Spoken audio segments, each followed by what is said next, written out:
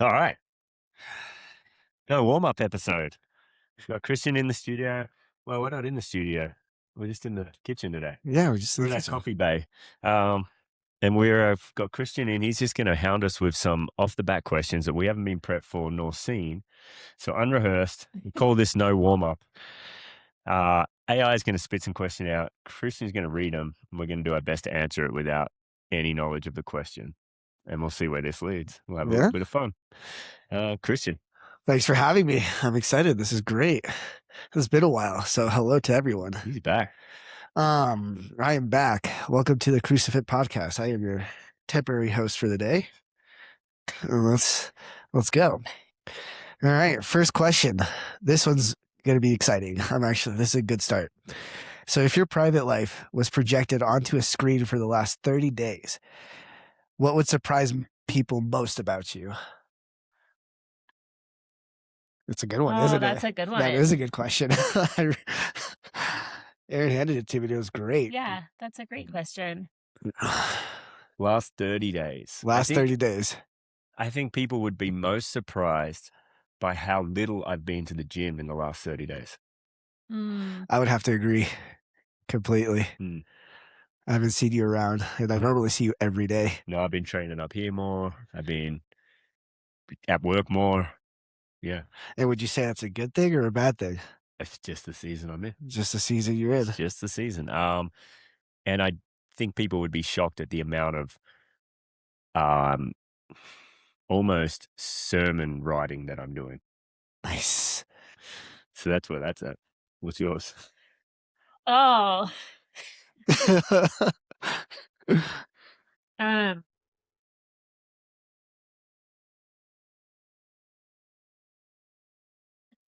I don't want to start crying already.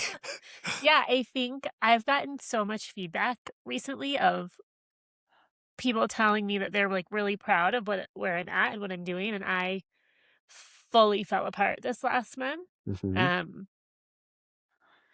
And so it was weird getting that feedback from certain people, knowing that I was like a complete mess and really, really struggling. And then, yeah, I think that would have surprised people because think so I was too. going through all the motions of like getting everything done and being with the kids and whatever. I mean, you guys knew, but yeah. So, yeah, I think that would have surprised people. But coming out of that and taking charge and like feeling in a really good place again. So That's great. yeah. And any feedback on how you're handling that, how you've kind of turned this around for any of those people that are struggling as well? Well, I'm fortunate enough to have Aaron kind of sat me down and gave me like the come to Jesus talk of like, this isn't you, get your shit together. And started 75 hard again. And that's been really, really good. Yeah. Love it. I love it. Yeah. That's great. Okay, cool. Oh, for myself, my last 30 days. For me, I've been hitting the brakes on the gym a little bit more just because I got a qualifiers coming up next week. So I'm trying to feel physically better for that. So normally I'm at the gym all the time and throwing down with everyone. But lately I haven't. I've been just focused on recovery and doing my thing. So that's really good. Nice. Yeah. What's something you believe about God today that would have made your younger self uncomfortable? That's question one. That's a good question. If we want to roll with that, we can stick with it. I know. Let's stick with it. It's interesting to think about because it's hard to answer for me because I didn't think about God in that way when I was younger. So I'm trying to think about what would have made me uncomfortable. Yeah, I'm going to think a little bit. Do you have an answer? Would have made younger me uncomfortable. I'm not. Yeah, I guess younger self doesn't mean you have to be a child. But I'm reading the book of Jonah, and the old version of me believed in God but didn't believe in the stories of the Bible because I thought they were way too far-fetched. I thought they were supposed to just be fables that helped people live a better life and take a message from the story. But I wouldn't take them literally. And I'm like, if people would stop taking these stories literally, they'd actually be in a better place. But now I read the stories as literal compared to back then when I didn't. That's a good point. I feel like the same, that I felt like that too. I would have said, like, this is just a nice book that, not I would have, I think I did. This is a nice book that has good lessons in it, but it's not capital T truth. And yeah, younger me would have really been uncomfortable with that. Yeah, that occurred to me because of the book of Jonah. I'm reading the book of Jonah in my reading plan of the Bible, and I remember saying to people that the book is amazing, but there's no way in God's good earth that a man lived inside of a fish. That just Yeah. didn't happen, and anyone that believes it is a moron. Now Yeah. I actually believe it. Yep. I think something that I've gotten to where like would have made my younger self uncomfortable is not needing to fully understand everything like that. Like I don't Right. have to rationalize everything. Like I guess when you say younger self, if I think about myself, like in my 20s or even 30s, really, like would have to have a rational explanation for everything that makes sense in my human brain. And now I'm just okay not having that. It doesn't bother me. Yeah. I'd say mine's just as similar as both yours at this point. But yeah, just the understanding of the Bible in general. I would say that would have made me very uncomfortable when I was younger. Yeah. To even say that I was opening the Bible to even try to understand it Hmm. would have made me uncomfortable for sure. You Yeah. know, even if my belief in God was there, but the actual attempt to try and read it. But now it's like an everyday thing.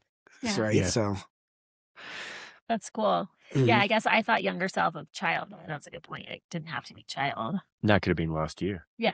Or last week. it was. That's a good point. Yeah.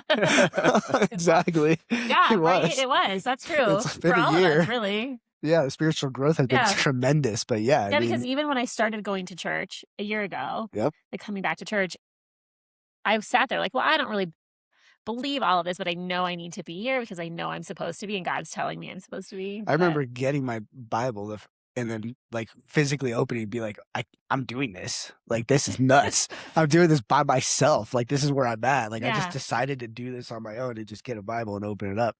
And then Aaron got me my next Bible, and that's just a tradition now. It's just every Yeah. day. So That's funny.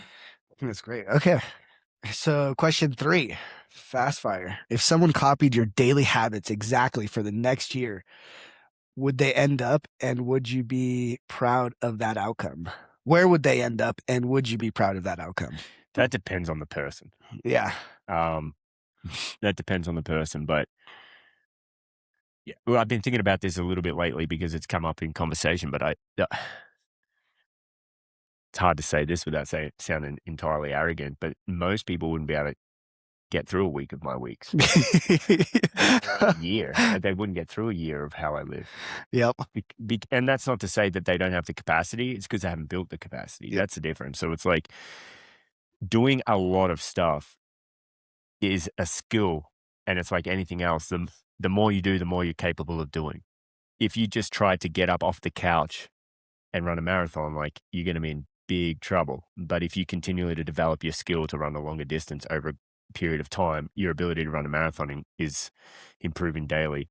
And so it depends who you're throwing in. If you throw in somebody who's very active and doing a lot of things, then I would imagine that if they just started mimicking my life, they're going to be much more connected to God than they are right now, for the most part, unless they're a very godly person. But if they're somebody that's like literally going from the couch, I think they would die. I think so. Yeah. I was going to put it in the most basic aspect of the question, which is kind of how you elaborate it, where it was just like literally just doing the basic form of what you're doing, which working out, working on your relationship with God. But yeah, in the most basic form. I would say, like last week, no, it wasn't good. Like I was going through the motions of like doing all like connect with God, like just all of that, but like I was not eating at all during the day. I was like slammed at work and not eating and not taking care of myself. And this week, since I restarted 75 hard, yeah, I think it would be a positive outcome. Like I really prioritized this week doing that, taking care of myself, eating well, reading more, just yeah. So I think looking at this week, yes. Yeah, positive this week, outcome. which is most of your year in Probably general. like the month prior, no, I was running on absolutely nothing and burning the candle at all ends. Oof. And it did not go well for me. Much better place now. Yeah. Much better place now. I would like to think that they'd end up pretty well if they followed my daily habits. My workout routine's a little extreme, but just in the aspect of Yeah, I don't think they're keeping up with it. yeah. There's no way I could keep up with the way you're training. Yeah, but just a little breakdown. It's like I wake up early, I just read my Bible, read, get my day started, make breakfast, coffee, go to work out afterwards, get home, do anything that I couldn't get done or whatever. But for the most part, it's relatively productive. And I feel like if most people did that, I would be very proud of their outcomes. And Yeah. so would they. They'd be a lot Yeah. closer to God as well. Ooh, here we go.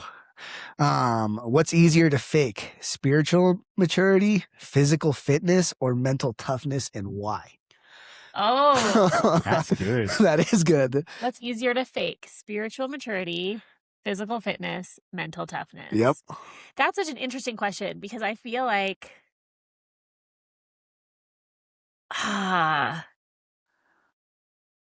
it just goes back to my first answer of like getting so much feedback from people about like, wow, this is like, you're doing so amazing. You're so tough. You can do all these things. Like faking that, but like you two, no, there was like no faking Exactly. that. It depends. Like, I think it just depends on who you're around. Yeah, it's tough because all of them are hard to fake. That's Yeah. They what are. that's what makes it a tough question. But It's you hard can't to. fake physical fitness, really. Because That's probably the hardest because people just look at you and be like, well, Yeah, you Yeah. can you're look not at fit. someone. Yeah. Yeah, you can look at someone and tell if they're physically Yeah. fit or not. and I think any length of time, you can tell someone's faking spiritual maturity. Yeah. Yeah, well, I think that opens up a different question. It's because it's in the eye of the beholder. Like you think about, we can say you can't fake physical fitness because we know what it looks like because Yeah. we're around it Yep. all the time. But Right. maybe somebody who's never been in physical fitness couldn't tell if somebody was faking their fitness. Yeah. Likewise with spiritual stuff. Like 2 years ago, there's no way I could have told you if somebody was spiritually in a good place or not. I wouldn't have known. Yep. How would I have known? No, I think you would have. But now I could call it out pretty quickly and see I if they're think you would have faking it. known. I would say mental toughness is probably the easiest one to fake. I mean, I think if you just play the simplest form of like people just being depressed and like being really good at hiding it, Yeah. you know, like you were in a tough spot and you hit it very well. I mean, not to us because we know you very No, well, Yeah. but anyone else couldn't see it. Yeah, and know? you can fake mental toughness by creating a life where you're not actually ever challenged. Exactly. You could That's a very you could good fake point. spiritual fitness by that same Yeah. Yeah. realm as well. Yeah. That's a good question. That is a Brian. good I- question, I- too. Yeah. ChatGPT is on one right now. That's Let's good. go. Let's just keep it going. But I do think you could have. I think you would have been able to tell if someone was faking spiritual maturity, not necessarily in a Christian sense, but Maybe. Just in general. Yeah. I do think you would. Okay. What truth do you think most people already know deep down, but spend their lives trying to avoid? The Bible. Oh my God. Jesus. This guy. This guy right here. Half the podcast We all- episodes. we all three did it. Yeah. But we talk about this on the show. Yeah, left all and the right. time. Yeah. It's- Left and right. there is a truth in there that you know to be true. Yep. But a quick summary for anyone who's this is their first episode. Just quick little summary. This is what these two preach about all the time. Yeah, And we love it. there is a truth to the Bible that is felt as soon as you start reading it. And there's a very big difference between knowing what's in the Bible and knowing the Bible. Exactly. So a lot of people know what's in there. They know that there's a story about Jonah living in the whale. They know the story of Jesus, his birth, death, and resurrection. They know of Moses and the Exodus from Egypt. They know all this stuff. But when you read it, there's a truth in there. Yep. You start to feel things you've always known to be true, but didn't know why. The deeper was lessons true. within those stories. Yeah, things like the treatment of children and the transgender sort of stuff, like all these things that we feel immediately, but we don't know why we feel that truth. It's in there. There's verses that say like basically in the same frame where they're talking about how despicable it is to like throw children in the fire, they also talk about how despicable it is to lend money to a brother at an interest. Mhm. Yet we'll go and get a credit card, and we know there's something. We Yeah. know there's something wrong with those banks. We know it, and it's biblically called out. Yep. But Noah, if you haven't read the Bible, you don't know those little things are in there. You feel it when you go to a bank and they take you for a ride and they ruin the rest of your life because you just took a loan that you can't afford and they're giving you an interest rate that ruins you. It also talks about of the 12 disciples, the outcast and the worst sinner of all of them was the tax collector. That's how awful they thought tax was. Now we just hand it over at insane rates that keep us broke. There's so much truth in there that people, it's bad, and that's what people avoid. And for some of you who may not even take it that seriously, it's as easy as being a good person as well. The Bible just preaches it over and over again, like being a good human in general, honest, treating everyone with love and respect, just like Jesus treated us, and how you should live by these rules and traits and make the world a much better place, which there's no argument there. If everyone was just nice to each other, this world would be different. Yeah. What comes to me too is grace. Like, Yeah. People like want God's grace, or like want to believe that God has grace for them, but are so hesitant to give grace to others. Like, I don't know. It's good stuff. I mean, Yeah. curiosity, Bible. read it, get to know it. Truth, do you think, people already know deep down, but are trying to avoid. Yeah, I do The feel like whole that. thing. The Holy Spirit's All in of all it. of you. It's in there. You just have to let it I don't know, breathe. and this goes bigger than the Bible. This is everything. Yep. This is like society in a nutshell. You think about the fitness industry. People know how to get fit. Yeah. Like, they know the truth. Yeah. Just work more than just like burn more calories than you're eating. Well, we see it with Ozempic stuff too. I was on a walk with a friend yesterday and we were talking about it and saying, like, someone who's like, I've tried everything and can't lose weight. So they start injecting themselves with whatever. It's like, well, you haven't tried. You obviously haven't tried everything because you haven't tried just eating all. I mean, someone looking from the outside into your guys' podcast, and they were asking me what if there's a question that described the podcast, this is literally it. This is it. This is what they talk about. This is great fun right now. I got all of us. Okay. If you could permanently remove one cultural message from social media, what would it be? One. Oh, only one? Only one. Ugh.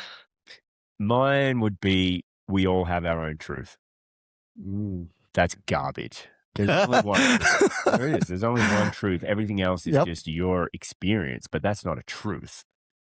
Because Hitler had a truth. Mm-hmm. Everybody has a truth. Yeah. It doesn't make it right. Right. Or true. Yeah. Like, it's garbage. There's only one truth. So that for me is I think we solve a lot of the world's problems. Yeah. I just feel like everything on social media is putting everything but God as God. Mm-hmm. And so, like, the whole point of social media is to point back to ourselves, right? Yeah. So I guess that's what I would say is, let's make everything point back to God. Joby would be happy. Yeah.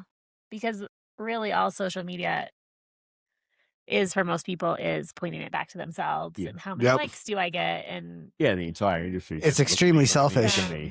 And that's kind of where I was getting to. I was like, if I could, one cultural thing is just so extremely selfish. Yeah. It's like everyone's account is strictly about them. And granted, you are building your own account, right? Yeah. But it's nice when you see those accounts where people are just, all they're blurting out is their family or their love for God or just, you know what I mean? Not just an influencer. Well, I feel like it started as like, oh, this is how I show my friends and family around the world, like, my life, and here's how I get to see their lives, right? And it starts as this like sweet, innocent thing. No, it spirals real fast. Real quick. Ooh, have Christians become more concerned with being liked than being faithful? Yes. Yeah. I feel like everyone. Yeah. I feel like that's a common thing. It's a trap. And I would like to say it's heading the other direction. Yeah, for sure. Yeah. And that's not all, but some, for sure. I think the bigger issue is not Christians. I think the bigger issue is the church has become, not our church. I mean, the general church of America has become more concerned with being liked than delivering the true message. And so the idea of these church places, is to bring people to heaven. It's where they can spend eternity rather than spend eternity in hell. But they're so worried about filling their seats that they preach a weak message, because people love to hear a weak message. Like, you're all loved, you're all forgiven, you're all good. Like, Yeah. there's no bad side to this. This is all great. Like, keep doing what you're doing. Everyone wants to hear that, but that's not going to get them into heaven if it's all wrong. And so I think the general global church, yes. Yeah. Where do you feel like that line is drawn with politics, like churches taking sides on political issues? Yeah, I don't mind if they don't. We don't at our church. Mm-mm. And I respect that. But then I see like Josh Howerton, who he'll run a campaign against somebody running for politics if he thinks it's misaligned with Christian values, and I also respect that. Yep. Yeah. So I respect it both ways. I don't like them telling you how to vote based on how they want you to vote for their own interests. But we Yeah. also see that in some churches as well. They're like, you should all be voting for this person, but it's not for an actual biblical reason. It's just because that's who they Yeah, it's for follow. their own Yeah. personal. So I think if you end up Yeah. in a race where you've got one person who like denies the existence of God and is all things that we don't believe against somebody who is a good godly person, then I think they maybe be like, hey, vote for this guy. Yeah. We're going to be a better community with this person. But if it's all things being equal, I don't have a problem with them getting involved or staying out of it. Yeah, I feel like Daniel at our church has talked about, like, for him, he feels like the easy thing to do would be take a political side. Like, it's the harder thing for him to do not to take a political Yeah. I'm sure he takes political sides in his own heart and his family and everything, but keeping that out of the wider community, when he's getting it then from everyone. At least if you pick one side and announce it, you're like, those people are gonna be excited. But when you kind of keep that for him, and then he gets it from everyone, that's gotta be really hard. Yeah. It must And be. Mike made a good point when we talked to him a couple of weeks ago. Like, with the Kamala Harris thing, I had to go and look into it because I didn't know what he was referring to. But then I found the clip, and she's giving her speech at a rally, and she starts talking about abortion, and somebody yells out, "Christ is King," and her response was, "You're at the wrong rally. You're supposed to be down the road at the much smaller rally," referring to Trump's rally. Mm. I don't have a problem now with the Christian, with the church coming up and saying, don't vote for her. She just stood in front of all of you and said, if you're a believer in Christ, you're in the wrong team. Yeah. If you're a believer, if you don't believe in good and you're willing to call it out and saying the good team's down the road, well, guess what team you're on? Yeah. And so I wouldn't have had a problem. Like, I can see why Mike called that one out, Yeah. because that was her straight saying, Get out we of don't do here. Christ on our side. Yeah. Yeah. So I can see a church calling that out, and I'd be a little disappointed if they didn't. Yep. Mm. All right, next question. That was good. What's something you're currently praying for that you haven't told many people about? That's a tough one. And we can always skip. No. But we want to share, we can share. For me, it's really easy. I mean, I'm constantly praying to have God show me how to love the way he loves me, just to love through me. Like that's my biggest one lately. And it comes to as simple as that. I also, how do I say this? I also dislike people in general, just from dealing with them constantly. So so just praying for that all the time. And then halfway through my day, if I get in arguments or whatever, I can just say, yo, dude, you have to love at the end of this. Like this, whatever you're about to have this conversation or argument for, you still have to learn how to love, no matter how wrong you or the other person may be. Yeah. So it's a big one for me lately. Yeah, I have two answers. Recently, I'm just praying for him to open doors, because I'm at a point in my life where I don't want to continue doing what I'm doing. And it's hard for me to see a way out. And so my prayer is, my daily prayer, more than once a day, but several times daily, I'm like, just open that door and make it obvious, because I'm stupid. Yeah, because I'm a man. Show me where it is. Like, get whatever that door is, open it for me. Because I want to end up. I just want to do somehow be in a position where I can just talk about God and that be my life. Yeah. And so I'm like, if there's a door, like if that's in your plan at all, open that door and then push me through it. Guide you. Or make it obvious that that door is there. Shove I'm an me through idiot. it. Please. Because I'm an idiot. But my previous prayer that I got to a while back was, and the way I got to it, I think is kind of worth mentioning. But when I was heading overseas to Pakistan on that trip, I started, and this all happened like instantly in the course of one prayer. I was in the middle of praying and I was praying about God's protection, saying, watch over me while I'm over there and try to like keep me out of trouble. And then I thought, well, only if that's your plan. Yeah. If that's not your plan, like, don't stop that. Like, if I'm supposed to die, then I can accept that that's your plan. So then I was like, well, so what am I even asking for here? And then I was like, well, if his plan is to protect me, I don't really have to ask. It's already his plan. Yeah. But if his plan is to not protect me because he needs me in heaven, well, then I don't really need to ask for that either. So then I realized the only thing I need to ask for is don't let me get in the way of your plan. Because clearly you've got a perfect plan and I'm the only idiot that can mess this up. So I was like literally praying for like the last couple of months. My prayers have just been, just keep me out of your way. Telling you. That's a good one. That is good. We're all our own worst enemies at this point. That's funny. You? Something I've been praying about. Oh, there's so many things I've been praying about. She's a machine.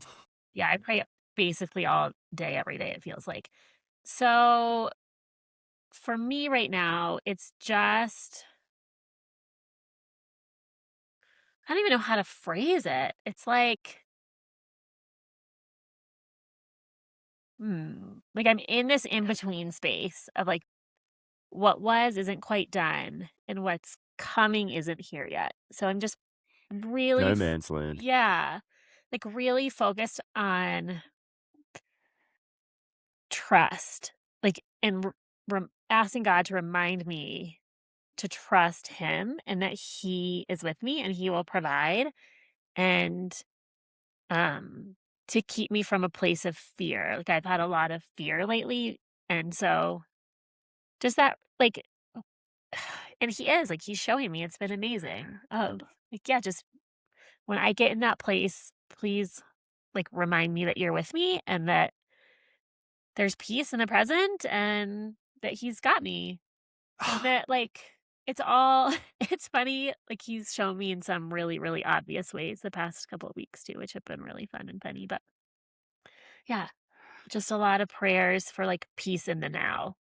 I think that question brought up a lot. That is good. Yeah. That is good stuff for anyone who Ask does. people what they're praying. Yeah, That's well, gonna be a good answer. This Yeah. helps a lot of people who don't pray and they don't know how to pray. Like this yeah. is a very personal thing. Like prayer isn't something that's just scripted. Like this is something that you do on a personal level with your relationship with God. Like this is solely about you. So it can be as simple as how to love. Like for me, and as complicated as where you are right now is no man lands. It's great. Like this is way more personal question than I expected it to be, honestly, just by reading it out loud.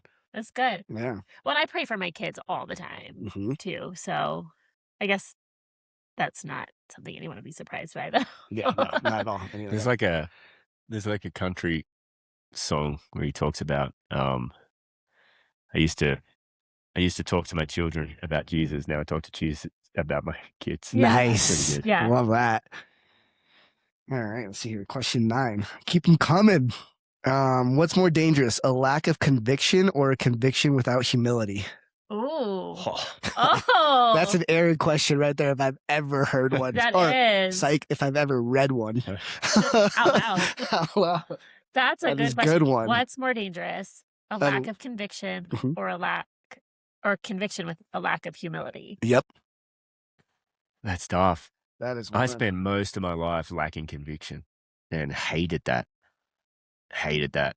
For me personally, I think like I made more mistakes, hurt more people, and was just genuinely or generally lesser of a person when I was not convicted than because this is a battle of mine. Like now I am convicted, but I'm trying to remove ego and pride. Yep. But that's always a battle for me. But I think I'm less hurtful of people now Yep. in my convictions.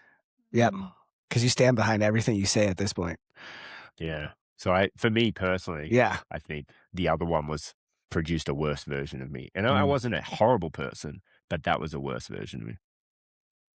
Mine's the opposite. I feel like this season of life has taught me so much humility, and I've always been a really convicted person about what I believe since I was young, and really held strongly to that, like, my conviction was right and the way I saw things was right.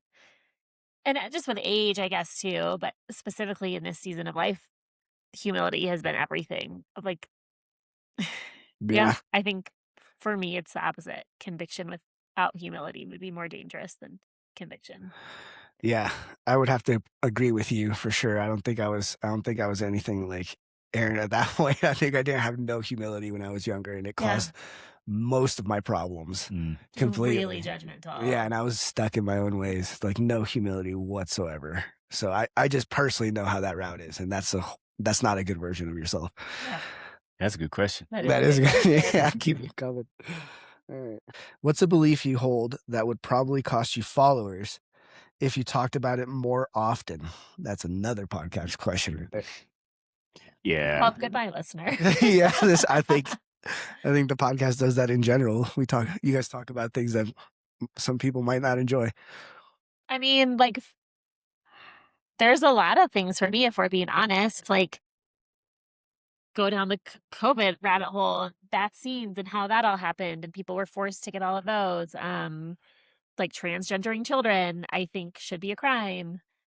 Yeah, there's all kinds of stuff that I feel like I believe that would Yeah. I mean, people don't love. I think for me, at the end of the day, you're just hurting people's feelings that are ignoring the truth. Yeah. Right? Because that's what you guys are speaking of. That's what you guys speak. That's what you guys believe is the truth. Yeah. Right? So all of these things that you would lose followers for, unfortunately, are probably the people that aren't doing the work to be better. Yeah. And it raises a bigger, interesting question. I was just thinking about this week. So not without trying to avoid the question, because I have my list of things that people would want to agree with completely. so long. It's like the ones you mentioned, but even further, like I think discipline is a choice. I mean, we could start on the fitness stuff and I'd get pretty Lose some people there. Yep, Yeah. exactly. in some of those areas as well. I believe it's I think it's a disrespect to the temple of the Holy Spirit to not be in shape. That would offend some people for sure. There's countless. But what I was thinking about earlier in this week is when I was at my lowest point that I've talked about on the podcast, part of that turnaround was I started listening to some podcasts, like Andy Frisella. He was a big one early on, and then getting into like Candace Owens and a few others similar to that. And it occurred to me during that time that I was, and even in like the people I was seeing at the time, like dating as well. And it occurred to me that I was really attracted to people who just stood in their truth and didn't care if they lost all their followers. And that's why I started thinking, no one in the history of this planet did that more than Jesus. So why not at least try to find out more about this guy? Yeah. And that was a huge part of my like rollover, is because I'm like, well, if I have this much respect for the people who just stand convicted in their beliefs and are willing to take whatever arrows they take, then why not at least for historical value look into the guy who did that more than anybody else? Even if you don't believe that he's the Son of God, that's worth looking into. Yeah. And so that was so that whole like fear of losing followers, I mean, I don't even care, to be honest. Yeah, exactly. Yeah. I care a lot less 6 months into this podcast than I did when we started, for sure. Yeah. Jesus did it too. He fed the 5,000, and then he told him. That is a he told him great, beautiful point you say. Yep. Eat his flesh and drink his blood, and he carved them back down to about a dozen and started again. Yeah. I love that. That was beautiful. That Yeah. was great. I think there's a lot that, especially in the beginning of the podcast, we were more hesitant to get into. But do you feel like we're kind of Yeah, I think coming off our talking shell about, a I little think bit talking about the abortion in my episode just opened up a floodgate. It's like now I don't care. Yeah. Like if I make my stance that I think abortion should be illegal and you should be jailed for that because it's murder. If I can make that, if I can stand on that, Yeah. what's the rest of it? Like, Totally. If you could guarantee one outcome for your future children, but only one, which would you choose? A, they love God deeply but live an ordinary, relatively unnoticed life. B, they become extraordinarily influential, successful, and impactful, but their faith is lukewarm at best. You cannot say both, and why? hey, Hey. next question. Okay, next. Yeah, it's too easy. It is too easy. What's more dangerous today, weak men or bitter women? Why? Oof. Oh gosh. Oh, I like that. Gender related? Because I think there's such massive problem with both of those. There is a huge problem, and they both play different roles, Yeah. right, in our regular And biblical they both lives. feed into each other. They So do. I will right? say, So which one hurts more? I'll say weak men only because I believe that the order of family is God, father, wife, Mhm. children. And therefore, if that man is strong enough, he'll be able to rein in the bitterness of the wife. If he's a godly man and doing the right things, he won't be bitter in the first place. That's what I was going to say. Whereas the bitterness, taking the bitter, I don't think the man gets stronger as a result of the bitterness going away or amplifying. No. It's just, so I think, No, but I think I think in strength, man. if a strong family leader would be able to be like, this is not the way we conduct ourselves in this family. Your bitterness is not helping it. But I doubt she'd be bitter if that strong leader in the first place. Exactly. So excited. Yes, because that's what I would agree with. I think if like a man is truly strong, like from biblically strong, not Jim strong, yeah. then there won't be bitterness in the way. Yeah, and we've discussed this in a previous podcast that I was involved in as well with you guys. But yeah, if the man can be a strong biblical man, he is able to lead properly. Yeah. And in which case, the woman is still more important because he leads properly, and then she is able to do her job, and then everyone thrives, right? Because you need both. But yes, the weak man, that is the first point where it's just everything falls to pieces. Well, and then if you even expand that out, not just to a single like family or marriage, but if communities have more strong men, like true biblically strong men, then there's not as much room for the weak men. There's not as much room for the bitterness. Yeah, you get self-selected out. Yeah, exactly. And I'm sure there'd be more agreements in general once you group strong biblical men together. It's like, well, I think we talked about this morning, but strong nations are built off the back of strong men. Yep. And so everything becomes better when the man is strong. And that's why churches are so big on their men's ministry. There's not a women's ministry in any church for the most part, but there's a men's ministry in most churches because they understand the importance of the strong man builds strong communities, strong nations, strong families. Yeah. Ooh, that was good. Let's go. All right. Can someone truly love God and still be lazy? I think this kind of bounces off your response earlier. Yeah, this to me goes to like, what's the difference between like what you said about knowing what's in the Bible and knowing the Bible, loving God versus like having a relationship with God. Yeah, exactly. Two very because I think we can assume by the question that person is lazy in everything. Yes. Because that's what a lazy person is, which means they're going to be lazy in their prayer, lazy in their scripture, lazy in their church life, which means they're not building a relationship with God. He's not going to accept a half-assed minimal effort. And I'm going to scripture this thing a little bit. And you're being lazy with your physical self as well, which is just a disrespect to God as well. So here's something that I've been thinking about a lot lately. But the commandment that says, "Do not take the Lord's name in vain." Like, how do we interpret that? Cursing. Yeah. But that's not right. No, it's not. Because it plays a part. You should misinterpreted that. Yeah. So think about this. If I die today and then you say to Crystal, don't let Aaron's death be in vain. Does that mean don't curse about Aaron? That's ridiculous. That's not what that means at all.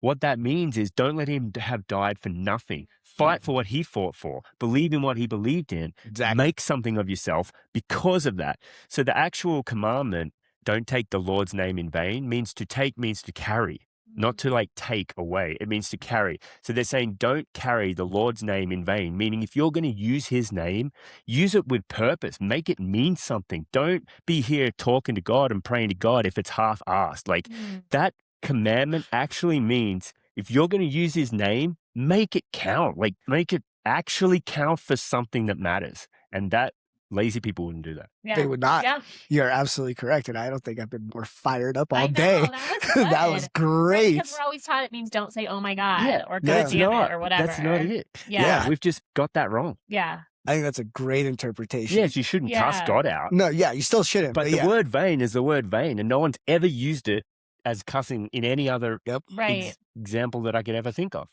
Yeah, that's good. That's good to think about. Like, Just don't carry his name around Lightly. meaninglessly. Yeah, it meaninglessly. means Lightly. something. But I I think- feel like I've talked about this whenever I started wearing a cross necklace. Yeah. I took that very Exactly. seriously. Yeah. Like, Yeah. if I'm going to carry that around, I need to conduct myself in a way that would make him proud. Exactly. And that I did take very seriously. Like, Yeah. this is something that I will not do flippantly. I think that's a great interpretation. Mine was slightly different in the aspect of just trusting. Because if you're already believing in God and everything, you need to trust the process, trust that he's going to provide and everything. So if you turn around and you're just like, oh, I believe in God, but then you go and you're just like, dude, why are you doing this? Like, screw you. Like, this is not okay. Like, you just don't trust the process. You're not doing what you're supposed to be doing. Yeah. But I love your interpretation. That was awesome. Yeah, and I mean, inherently lazy means lack of discipline in many regards, and discipline and discipleship come from the same root word. Whew, So it's love it. Yeah. Love it. All right. What's one belief held by many Christians that you think is wrong or at least badly misunderstood? I think Like you a just hit simple- it. Yeah. I think you just hit it on the Just spot. ranted one Yeah. out. That was great. So we'll hit next. We'll pass that one. Would you rather have a son who is respected but feared or loved but overlooked? And why? Loved but overlooked. He'll Same. learn Yeah. humility through that. Yeah. Respected Same. but feared is not what you want to do. Well, and respected but feared is not a thing. You No, don't actually you're respect either someone one or the you're other. afraid of. Yeah. That's not, yeah. Yeah. It's just- Overlooked is fine. He'll learn humility. He doesn't need to Yeah. be seen. He'll be seen Yeah. by God, and then he'll be returned everything in eternity. Is comfort a bigger threat to faith than suffering? My God, these questions are built for us. Yeah. I love these. Baird had one soapbox to stand on. Yeah, that's it. That's it. comfort is the threat to faith, Yep. and what And was the threat? suffering What? leads you. Suffering to is the point. Yeah. Yep, exactly. So- Suffering leads you to faith. Yeah, But just for anyone listening to the first time, just a brief, because I know this is your type of question. yeah. This is good. This is good for people to hear. Comfort is. I'm going to spoil my own sermon that I'm about to preach at the men's ministry. That's fine. Comfort is the single biggest threat to faith and the general culture, in my opinion. This continual seeking of comfort has caused what we see today, where it was just a bunch of lost souls that compromise on everything, have no real values. I think comfort is at the root of most of that, this seeking of what feels good in the moment over what is good. And then on the flip side of that, the entire point of what we're doing, like Christianity is suffering. Mm-hmm. Jesus tells us that we're going to face hardships. Every one of the disciples was viciously martyred for what they believed in. Like you will suffer doing this. Yeah. Mm. And so that's a really easy question for me. It is. Suffering's the point. So don't try to avoid that. Comfort is the opposite of what we want. Comfort Yeah. leads you to hell. Suffering takes you to the kingdom, bud. Yeah. I mean, It's that simple. and that's a good point. Like Yeah. comfort is basically a worshiping of the enemy. Exactly. That's what they preach. It is. The enemy preaches that you should pursue comfort at all times. Well, like he preaches pursue comfort outside of God, right? Like Mhm. God will give us comfort in suffering. Exactly. He'll give us peace. Yeah. Yeah. And That's a great point. yeah, like, I think that's a bigger point. Like the word comfort Yeah. is an issue in itself. Yeah. Mhm. Because it should have a negative connotation, but it's being given a positive. Oh, this is And usually, yeah, comfortable. you should Yeah. buy this because it's more comfortable than that, and you should choose this because it's more comfortable than that, and you should do this because Yeah. it's more comfortable than that. That's a negative to me. Well, Ugh. God's comfort isn't. Yeah, his is a loving embrace, Yeah, it's which is not. different Oh, this is to going to be easy for you now. yeah. So I think like the better probably wording is like immediate gratification is what this question's referring to as comfort, and that is a massive problem. And this is just a taste of the sermon. Okay, which is harder in 2026, being a godly man or a godly woman?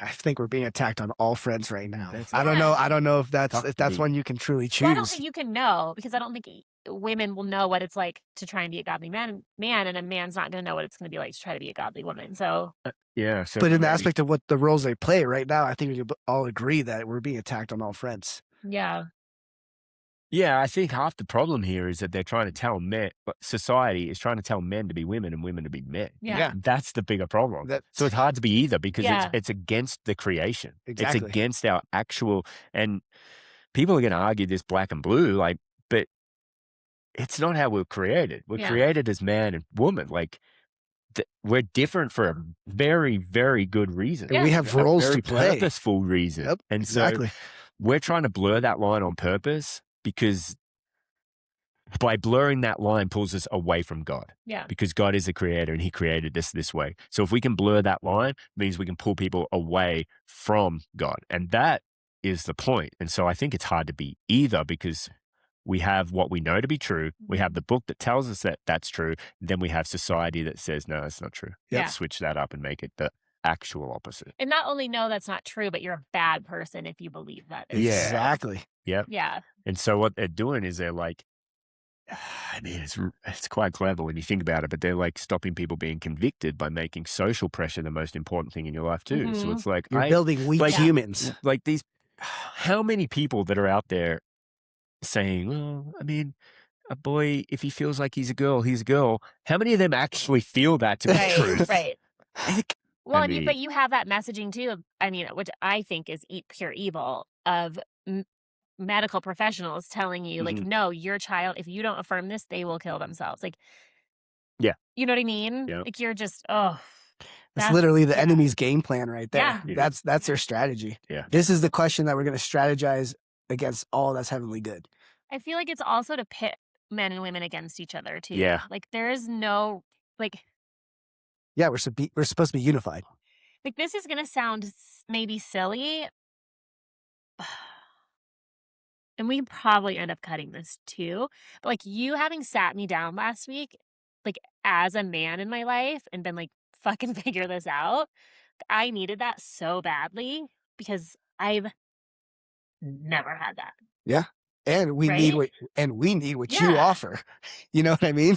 It works both ways. Yeah. Like It works completely both ways. Like that in and of itself gave me so much peace because I was just like, oh, okay. Like I don't Running in circles. Just having a little bit of leadership was super helpful for me. Like we need that in each other. Yeah, we do. Yeah. Yeah. Because you even said like your girlfriends, like they're never gonna tell you this. Right. And they love you. Yeah. And it's not a slight against them. No. But they're just not going to. Okay. Next question. This one might be one skipping unless you find interesting, but this one says, what's a red flag that society celebrates? And I feel like we've talked about those It's plenty. Gay Pride Month. There he goes. That flag ain't red. Unleashed. Oh. But I was like, well, why not? I'm not trying to be offensive to gay people. I have gay friends who I love, and I have gay family members who I love. That's not the point. Nobody celebrates me having sex with women. So I don't understand why I have to celebrate them having sex with the same sex. That's what I don't understand. Like, I don't get that. I don't know why a whole month is dedicated to your sexuality. Your identity should not be in your sexuality. Should Your be that. sexuality should just be like an expression of who you are. Yeah. but it's not your identity. Well, I'm just I don't saying. even think that's the point. I don't even think the point is no one celebrated you sleeping with women. I think the point is what is worth celebrating. Yeah, and like it's garbage. It's like yeah. it's a yeah. Well, and it's a debauch. I mean, like the whole thing is also very much like, let's go out and get drunk at these lavish parties and these skimpy clothes, and like the whole thing is earthly. I guess is like Yeah. the best way I can say it. Yeah. It's to me, it doesn't matter who we do or don't celebrate. It's like what is this even pointing to, and what is this about? Like- It's like a private. That's a private thing Yeah, this too. doesn't make any sense. And I struggle with the level with which they wrap children up in it. Like, Mhm. why are we pushing this on children? Why are we like? Mhm. Well, and this is a hill I will die on too. Yeah. Is in classrooms, if you hang one flag that's outside of the American flag in an American classroom, if you hang one flag that represents something, then for at least for public education, you need to hang every flag. Right, and then where does So- that end? Like, I have a really big issue with saying like, oh, we can hang this flag, but we would never hang the Christian flag. Yeah. Like, to me, it's either like you hang the American flag because Which you're in an represents American classroom, everyone. 'cause it represents every American, or you allow all flags. If you're going to hang the rainbow flag, then you should hang the Christian flag. Like, you should have, and say, here's all these Opposing, flags. Yeah, opposing viewpoints do. Like as a that- bare minimum. I like I when we think talk. ChatGPT's trying to get us In down to trouble. Canceled. 12 followers. I like when we talk about Jesus. This is great. Let's talk about Israel, ChatGPT. I feel too safe. Abortion, gay, pride. man. If Jesus were physically sitting at your dinner table tonight, so at our dinner At our table, Sunday dinner. yeah, at our Sunday He is. dinner that we're gonna have afterwards, which he is. He's standing There's here. 3 of them. What's one thing in your life you'd be least excited for him to ask about? Why? Yeah, mine came super quickly, but mine's like, why so much fear? Ooh. That's a big one for me because that is where I struggle so much. It's like the fear of the what ifs. I feel like he'd be like, why? Why so much fear? Like, Yep. I've got you. Mine, I think is funny because it's like ironic the way, as a coach, as a CrossFit coach, or even as like a life coach in some respects, like it frustrates the living piss out of me that I tell people what to do, and then like 2 years later they're like, "Hey, you know what I figured out?" And I'll be like, "Yeah, I've been telling you that forever." I think it would be hilarious sitting down with Jesus and him just being like, "I told you from the start, bro. Like I was tapping you for Yeah. 40 years. What took you so long? What took you so long?" Yeah, there comes the humility, right? Yeah. You're like, yeah. Mine would okay. be very similar. I'd be asking like, or I wouldn't even be asking. I feel like he would just be telling me like, dude, I've tried so many times, and you have just not done it. Yeah. You haven't taken my gifts that I've given you, and therefore that is why we're just hanging out right now. See, Jesus We're talks, just- Jesus we're just talks getting to you along. kind of harshly. He talks to me sarcastically. Oh no, yeah. Jesus just I feel like I'm getting scolded. Like I feel like I'm gonna get beat because I've cussed in church or something. Jesus for me is just like, here you go again. And then why are you afraid Haven't we again? done this? Yeah. Here you go again. Like, he just gives me a lot of beautiful things. He's giving you shit, and then I'm getting scolded over here. That's funny. good. That's funny. That's good. I think he would also, just as a side note, love our hot sauce. He would. He loved the concept that we do a Sunday dinner. Yeah. That Free is money good. sheep having dinner on Sundays. Yep. What's more important for success, discipline or self-awareness? We know that one. Unless you guys want to Well, I talk think about they're. I don't think you can Yeah. have you can't have discipline and no self.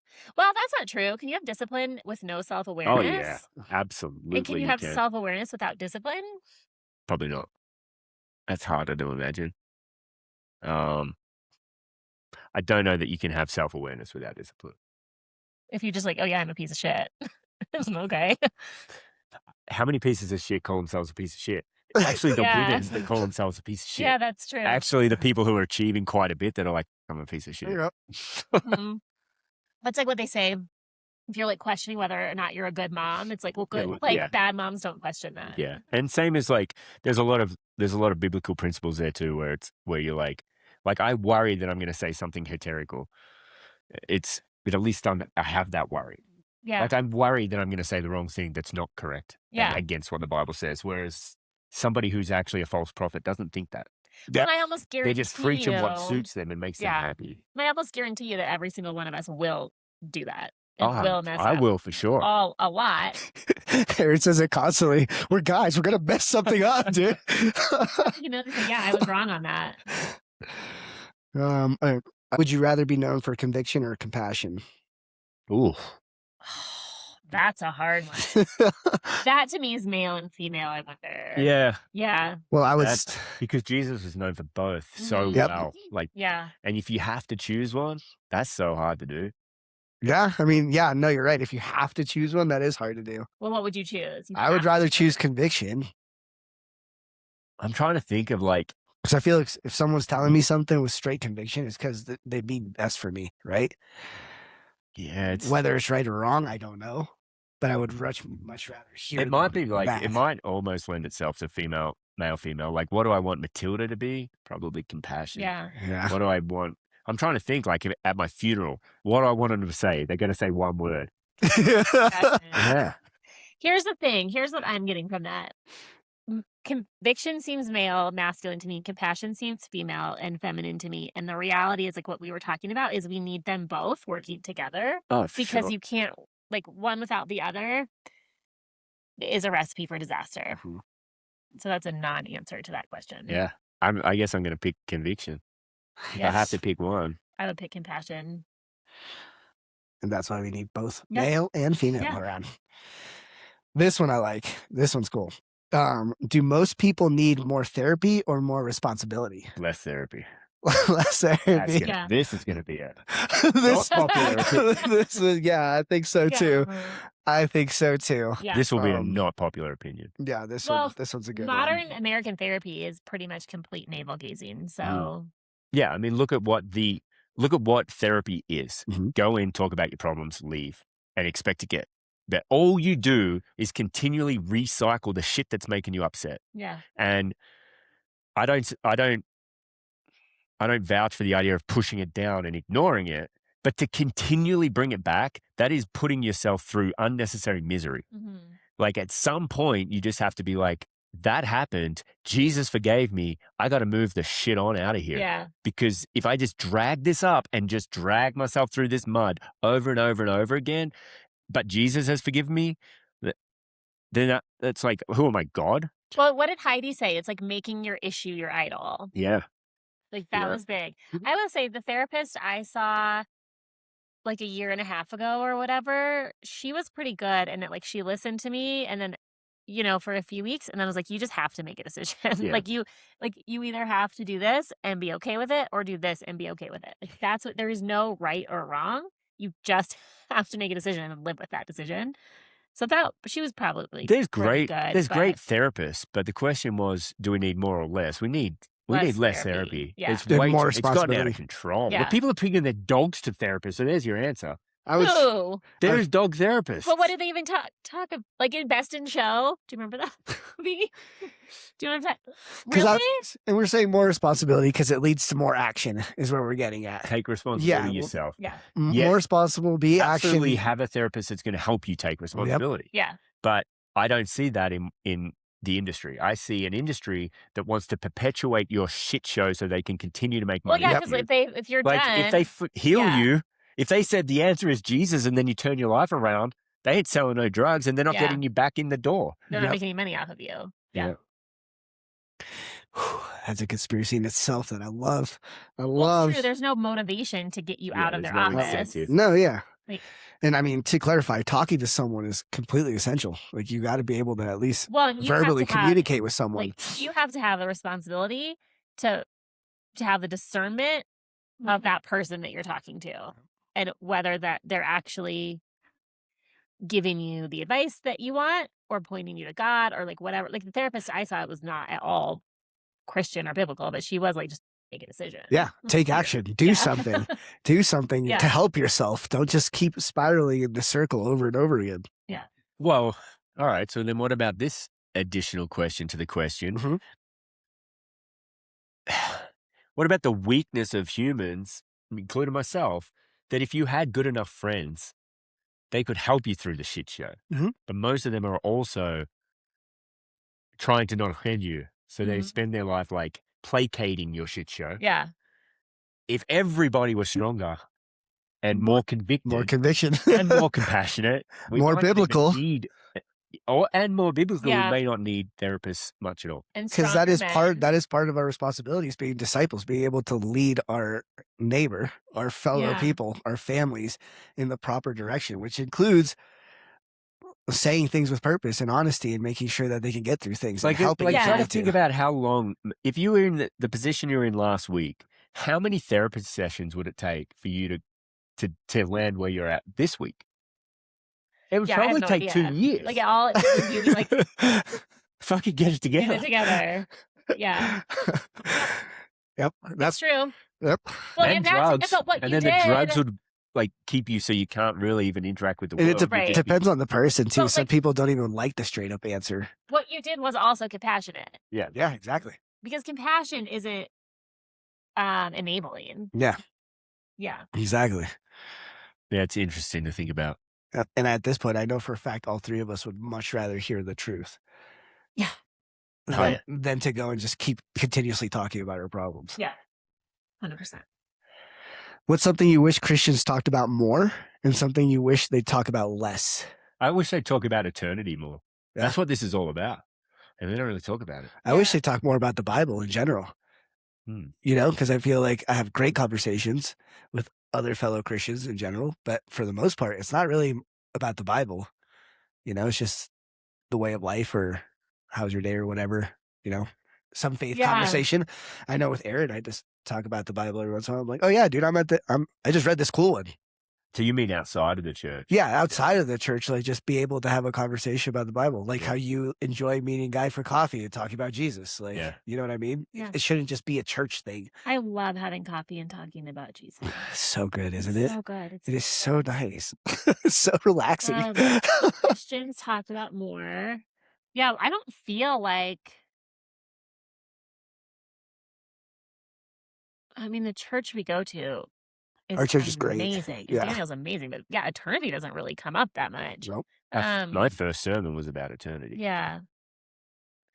I think we're also really, really lucky in the church that we all landed in. Yeah. We are.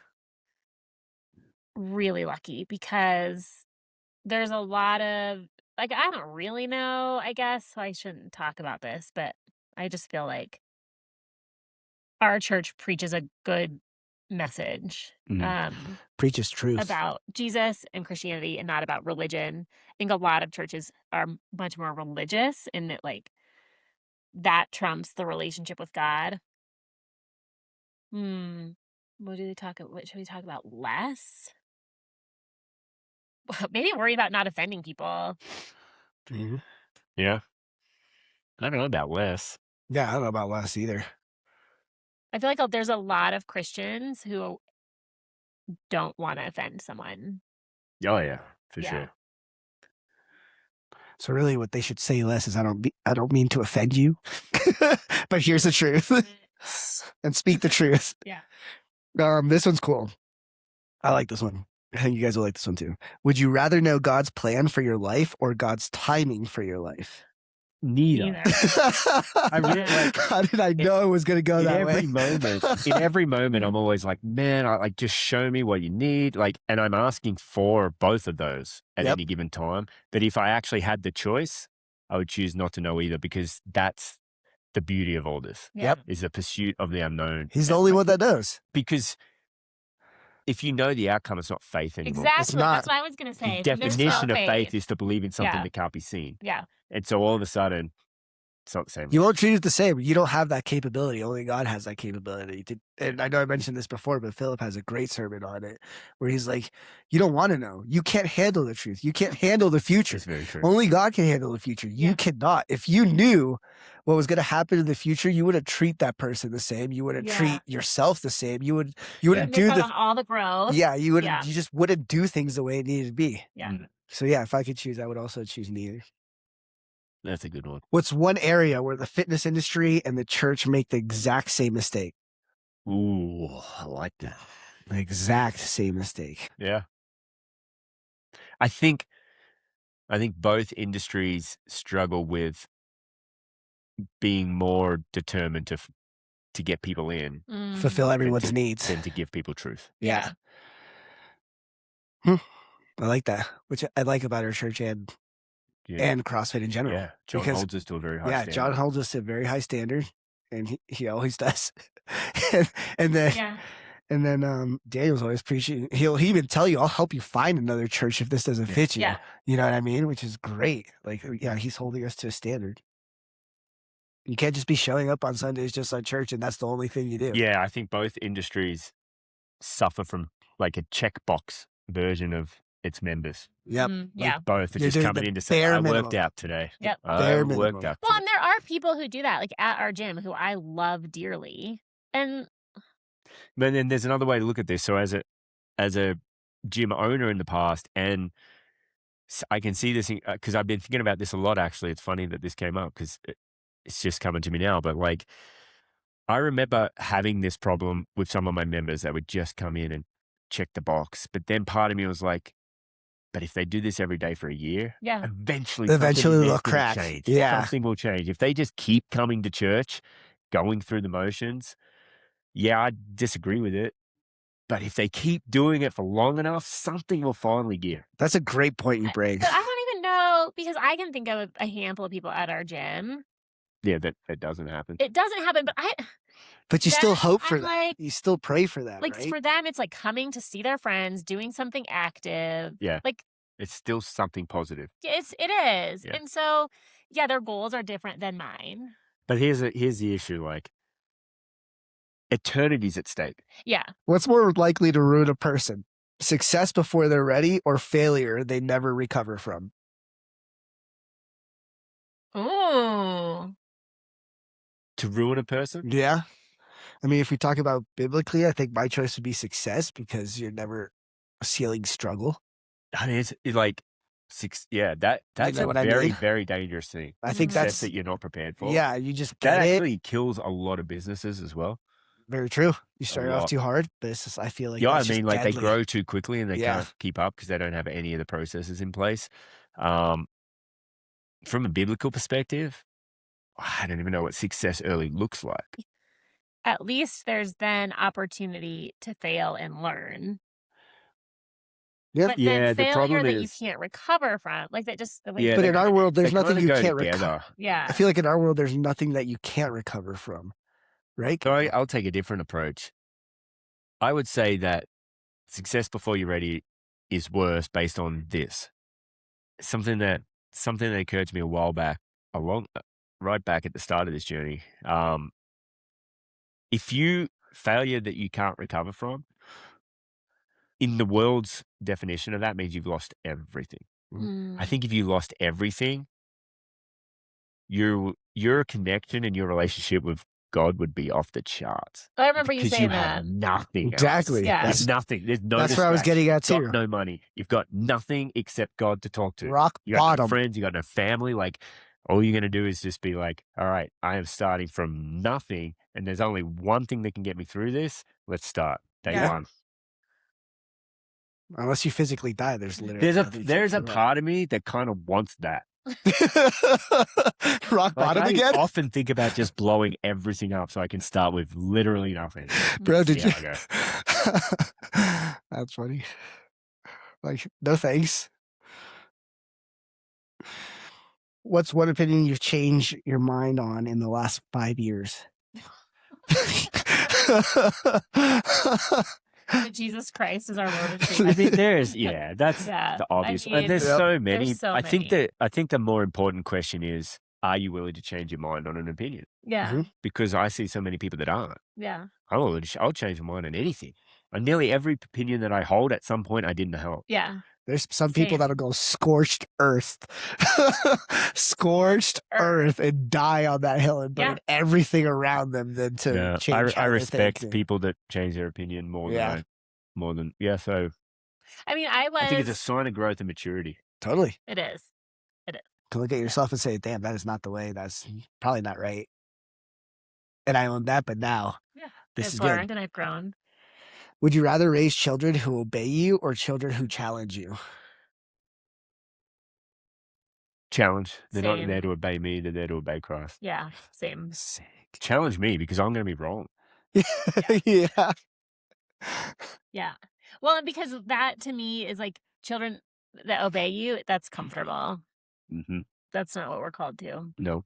And we're not, the book of truth doesn't tell our children to obey us. Mhm. It says honor their mother and your father. Child of God should obey God. Yeah. They Very should honor valid. us. Yeah. That is good. I'm glad you said that because that is true. It does Mhm. say honor. Oh, yeah. And that's It a does big say one. honor your parents. It Yeah. Honor your doesn't say parents. obey your parents No. because your parents most likely will be wrong, Yeah. Exactly. especially if they're going scorched Well, earth. and we're not worthy of being obeyed. Mm-mm. That's not our role. No. You're There's supposed to only one. lead them towards Christ. What's a sin that becomes socially acceptable even among Christians? Well, Oof. gluttony, right? That's like the biggest, I think, socially acceptable Christian sin of drinking too much at a party, eating too much, like Super Bowl party, all that stuff to me is like gluttony. I like that. Because Yeah, it's I would like agree. a really acceptable sin for Christians. Like it's okay to do all of this. No, Yeah. it's not. Yeah. I feel like that pretty strongly, actually. Okay. This was a good Well, one. do you have one? Nothing that really jumps out. What's something people call being authentic that is usually just a lack of maturity? Not. Yeah. Go ahead. No. I would say not having humility. I think there's a lot of like that's just something I've experienced in relationships in the past few months, right? Of like people claiming like I'm just authentic and but really that's not having nuance, compassion, or humility. I think people cross a line between having hard conversations to want somebody to be better and just being an asshole. Yeah. Like, I'm just telling the truth. No, you're just being an asshole. There Yeah. might be some truth in it, but you didn't do that to make that person better. You did that To feel better about to yourself. feel better about yourself. Yeah. I think that line gets crossed. I like Yeah. that. Okay, these next two, I think we'll call it out. These next two are great. All right. Just so you guys know, Okay. we're going to hit 30 questions. Perfect. Just on yours? Just on mine. What's a piece of advice that's widely accepted but has actually hurt more people than it's helped? Oh, hurt more people than it's helped. Widely accepted. Know your truth. Yeah. Know your truth. Let's elaborate on bad one. later. Yeah. Elaborate on that. Yeah, Because it's putting like because that's a mantra that a lot of people listen to. right? Right? The truth. Yep. Like I said, Hitler had a truth. Yeah. Mhm. Everyone has a truth. It's a misuse of the word Mhm. because by definition there can only be one. Mm-hmm. The issue here is that we're misinterpreting our own assessment of a situation with the truth. Mm-hmm. And so everybody has an opinion, everybody has a perspective, but that doesn't mean they have a truth. The truth stays the same. Yep. And so that your opinion is your truth. Yeah, and an example that I can use is like, if I made the statement that this little Jesus is to the right, it's correct for me. It's incorrect for To the you. left. Yeah. It's perspective. That is pure perspective. And there is no truth in that situation because we just both have a perspective that's different. There's a broader sense truth that he is existing, but that's a bigger argument. That's good. We've confused perspective with truth. Yep. And so now we're tying our entire identities to it, and we're allowing, and it's evil. This is not a battle against No, I flesh. think you This just is- touched on such a this is solid spiritual evil. topic right now. Like that could even be a full episode for you guys later. Yeah. Like that is great. However you just phrase that, people are confusing perspective with truth. Capital T truth. Like that is worldwide problem right there. That is not just. Yeah, and I think that's all of us. I think the ultimate expression of that is the allowing children to choose their gender. Yeah, It's huge. It's total garbage. Like Perspective. yeah, and it's like you're allowing your feelings to dictate your truth. which is neither a perspective nor a truth at that point. It's an emotion, Yeah. a feeling. That's even worse. As Joby say, feelings make for a good guide, but a horrible God. Yeah. Okay, that's good. Which is harder to surrender to God, your failures or your ambitions? Ambitions for me. I can say I hand over those failures. I'm happy. You're like, take those. Take my failures. Take Not a them. problem talking about my Take failures, 'em. but my ambitions. It's hard to just be like, take this, and I'll just And trust roll that, with it. that your plan is. I mean, if I was to truly do that, I'd probably quit my job tomorrow. Yeah. But there's a part of like, there's still that part of you that's like, I don't know, is that reckless? Mm-hmm. I think it Like, also comes with ugh. like letting go of your past as well, which I know I have a hard time doing. I'm actually probably the opposite. Currently in my life, I'm so okay with how my future turns out, knowing that God's got me. Yeah. I'm just like, this is cool. Like, I'm just going to keep rolling with the punches. Like, I got a good future. He's got something planned for me. It's going to be great. Yeah. Whenever this happens, it's going to be great. If it's even happening right now, and I just don't see it. But then to hand over your failures and be like, I'm totally okay with what I've done in the past. Like, that's a nasty Well, I thing don't to think deal you're with. saying I'm totally okay with it. I Mhm. think what you're saying is, yeah, I really messed up and God's given me grace. Yep. Yeah. Yeah, exactly. How would you answer that? Because you struggle with both. I know. Yeah. That's hard. Yeah. That is hard. Yeah. Yeah, it's tough. I don't It is hard. think like I have 100% faith and confidence in the fact that he'll build me a future that's amazing that I Mhm. can't even understand.